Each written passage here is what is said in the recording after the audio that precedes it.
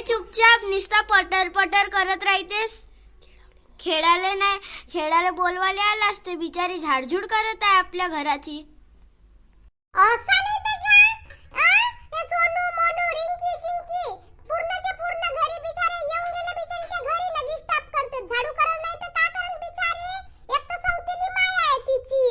ते मग बांध्यावरून येते तर हा नाही केलीस तो नाही केलीस अशी म्हणते.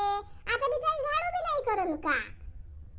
हो गे बाई, हिची माय सौतेली आहे म्हणून असते हिला झाडू करायला लावते.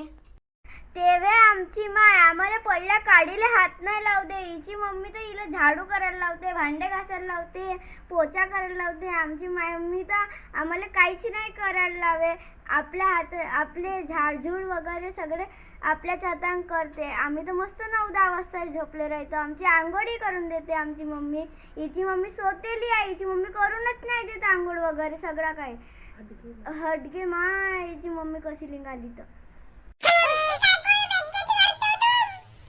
कायची बेइज्जती केव्हापासून हिंदी बोलायला लावलास रे, लागलास रे तू. जरा आपला थोबडा पाय पहिले. आम्ही बरोबरच म्हणत आहो. काही चुकलं नाही आमचा. लहान वयात झाडझूड करायला लावते तिची माय. म्हणणार नाही तर काय.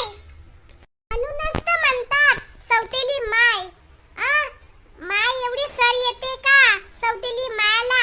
एवढ्याशा पोरीला झाडू लावायला लावते. आणखी पता माहित नाही काय करायला लावते की काय ते. मला तर अशी गुस्साच येऊन गेली आहे त्या फॅमिलीची मायची. घरी नाही आहे, नाही तर असती ना तर म्हणलीच असती मी. त्या एवढ्या मुलीला झाडझूड करायला लावतात का. हो नाही तर का.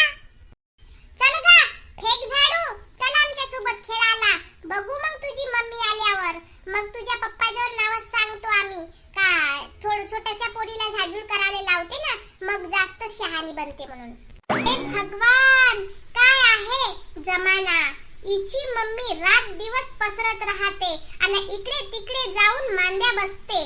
पण ह्या लहानशा पोरीला काम सांगते. हिची थोडीशी नाक नाही कटे की शरम नाही लागे काय की का.